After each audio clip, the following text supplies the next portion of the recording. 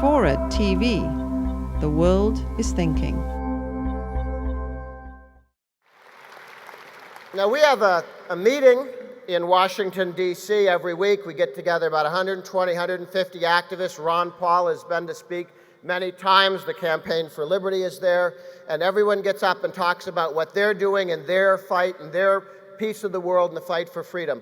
And 3 years ago, a New York reporter called down and said that Hillary Clinton had just given a speech in upstate New York, said that what the progressives, statists, need is one of those meetings like Grover has in D.C. And the reporter said, "What do you think of that?"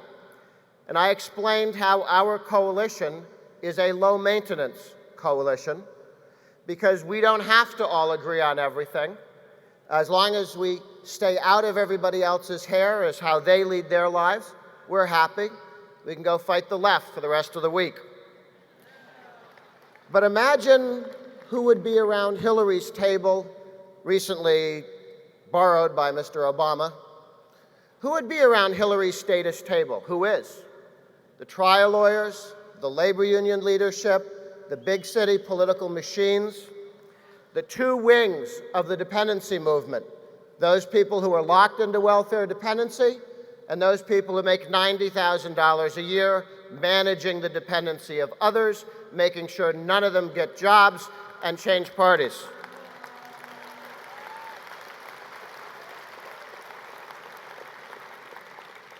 Also around Hillary's table, we find the various coercive utopians. These are the people who get government grants to come and push the rest of us around.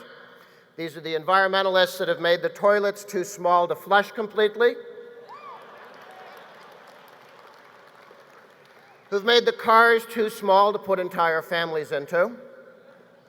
And they have a rather long list that they intend to use state power to impose on the rest of us. Their little to-do list for the rest of us is a little longer and more tedious than Leviticus. And they will have the state enforce every last one of those rules. Now, the other team, the statist team, they can get along as long as we're foolish enough to keep raising taxes and throwing money into the center of their table. Because as long as we allow taxes to be raised and money goes into the center of their table, they get along like in the movie after the bank robbery, one for you, one for you, one for you, one for you. And then they can come out and fight those of us who would prefer liberty to slavery.